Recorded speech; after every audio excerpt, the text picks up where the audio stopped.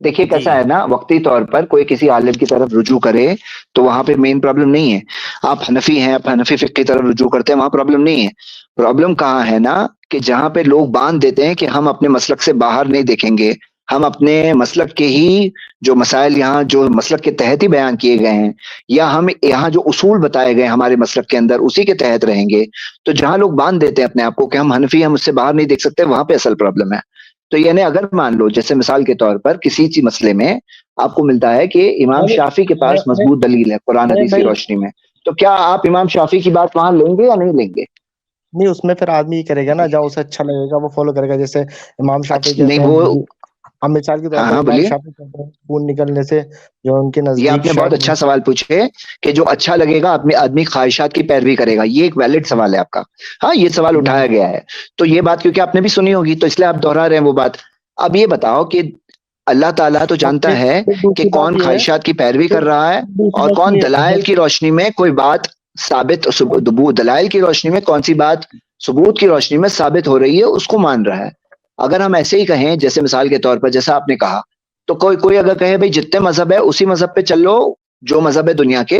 اب کسی مذہب میں معلوم ہے اوشو کا مذہب جو تھا نا، اوشو کا، تو اس نے تو یعنی میاں بیوی کے تعلقات کے باہر وہ سب اپنے دھرم کے دائرے میں رہ کر صحیح کہا.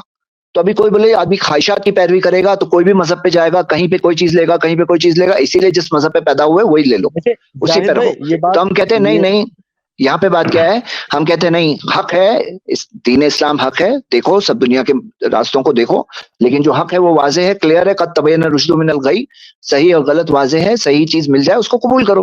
اب ایسے ہی آپ دیکھو کہ دلائل کی روشنی میں مسائل بھی واضح ہوتے ہیں. توحید کیا ہے وہ واضح ہوتا ہے کہ نہیں ہوتا ہے، شرک کیا ہے واضح ہوتا ہے، وہاں پہ بھی تو مسائل ہوتے ہیں. مفاد پرستی کا اگر الزام ہے تو آپ کو پتا ہے کتنا بڑا بزنس چلتا ہے یہ یہاں پر نیاز فاتح کی وجہ سے، اور کتنا بڑا بزنس چلتا ہے تعویذ کو کی وجہ سے. تو یہاں پر بھی آدمی بولے ہاں میرا فائدہ وہاں ہے، تو یہاں پہ بات یہ نہیں ہے فائدہ کہاں ہے، یہاں پہ فائدہ یہ ہے کہ حق بات کے تحت کوئی توحید کو بھی مانتا ہے، اسلام پہ بھی آتا ہے، توحید پہ بھی آتا ہے، بدعت بھی چھوڑتا ہے، صرف حق کو ماننے کے لیے بدعت چھوڑتا ہے. اسی طرح جو حق بات ہے اس کے لیے اس میں بھی آئے گا. تو مسائل میں بھی اگر کیوں نہیں سمجھ سکتا ہے کہ کوئی بات اگر واضح ہو گئی، پھر بھی کیا ہر چیز یہی ہوتی ہے خواہشات کی پیروی؟ جی شکشا یہ جو انہوں نے کہا خواہشات کی پیروی کا مسئلہ، یہ تو بھائی خود سنیے ایک منٹ، آپ کے سوال کا میں جواب آپ ایڈ کر لیجیے گا، آپ ایڈ کر لیجیے گا، میں زیادہ لمبا جواب نہیں دیتا. آپ نے جو یہ کہا خواہشات کی پیروی کا مسئلہ، تو یہ تو خود فقہ حنفی میں بھی ہے، ہو سکتا ہے. فقہ حنفی میں ایک مسئلے میں 4 قول ہے، اب 4 قول میں سے ایک قول لینا ہے تو یہاں بھی تو خواہشات کی پیروی ہو سکتی ہے. تو فقہ حنفی میں اگر 4 قول ہے، اس میں ایک قول آپ نے لیا، خواہشات کی پیروی نہیں ہوئی، اور ہم نے 3 علماء میں 3 قول میں سے ایک قول لے لیا تو یہ خواہشات کی پیروی ہو گئی. خواہشات کی پیروی کا مسئلہ دل سے ہے کہ آپ اصولوں، اور جہاں تک اصول کا مسئلہ ہے ہمارے یہاں ہم ہمیشہ کہتے ہیں قرآن حدیث. ان سے پوچھیے کہ یہ کیوں نہیں ہے. نہیں ان سے پوچھیے شعبان بھائی کہ یہ کیوں نہیں ہے. پھر میں وہی پوچھنا چاہ رہا تھا کہ آپ جب امام حنیفہ کا قول چھوڑ کر کے صحابین کا قول لیتے ہیں، وہ خواہشات کی پیروی کیوں نہیں ہے بھائی؟ وہی جی تو ہمارے اوپر جو الزام آپ لگا رہے ہیں، قرآن حدیث کے ساتھ ہم سلف کے فہم کو سامنے رکھتے ہیں. جب سلف کا فہم رہے گا تب خواہشات کی پیروی نہیں ہو پائے گی، اور جو لوگ خواہشات کی پیروی کرتے ہیں وہ سلف کے فہم کی شرط نہیں لگاتے. یہ فرق ہے.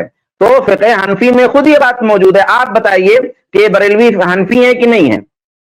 تو کیا فقہ حنفی میں رہتے ہوئے ان سے خواہشات کی پیروی نہیں ہو رہی ہے؟ کیا وہ بدعتوں کی طرف نہیں جا رہے ہیں؟ کیا فقہ حنفی میں رہتے ہوئے احناف ہی کے یہاں بدعتیں نہیں موجود ہیں؟ تو اگر آپ یہ کہتے ہیں کہ فقہ حنفی میں رہنے سے، فقہ شافعی میں رہنے سے خواہشات کی پیروی نہیں ہوگی، تو کیا شافعی قبوری موجود نہیں ہے؟ کیا شافعیوں میں قبر پرست موجود نہیں ہے؟ کیا حنبلیوں میں بدعت کے قائلین موجود نہیں ہیں؟ کیا احناف میں کثرت سے ایسے لوگ موجود نہیں ہیں؟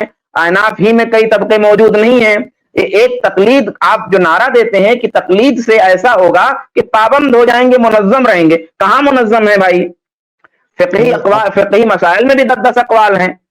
یہ بات آپ کیسے کہہ رہے ہیں؟ نہیں آپ پہلے یہ بات سمجھ میں آئی آپ کو کہ نہیں؟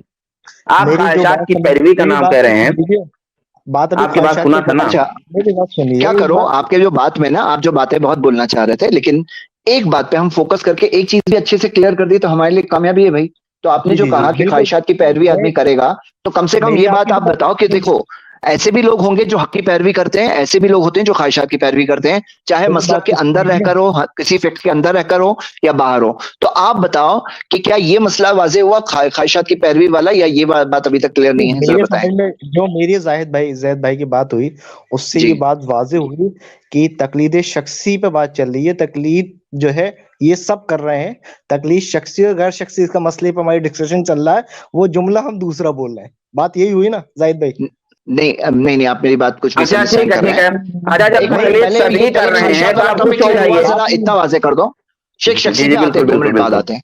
अभी पहले ख्वाहिशात की पैरवी की बात है, क्या इसमें कोई मीनिंगफुल सवाल है आप जो पूछना चाहते हैं? तो आप मुझे बताएं कि ख्वाहिशात की पैरवी वाला टॉपिक क्लियर हुआ या नहीं हुआ?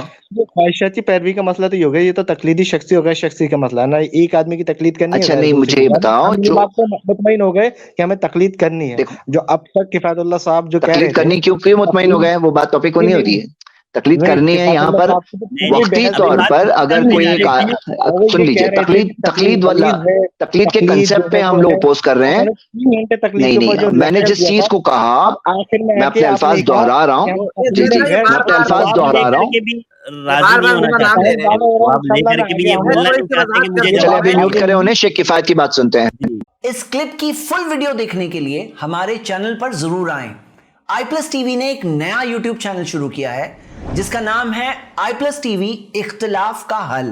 इस चैनल पर सिर्फ इख्तिलाफी मसाइल पर वीडियोस आएगी, लेकिन दलाइल के साथ और भाईचारगी के साथ।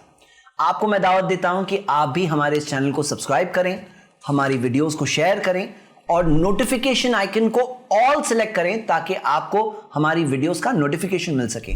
जज़ाकल्लाहु खैर, वस्सलाम अलैकुम रहमतुल्लाह।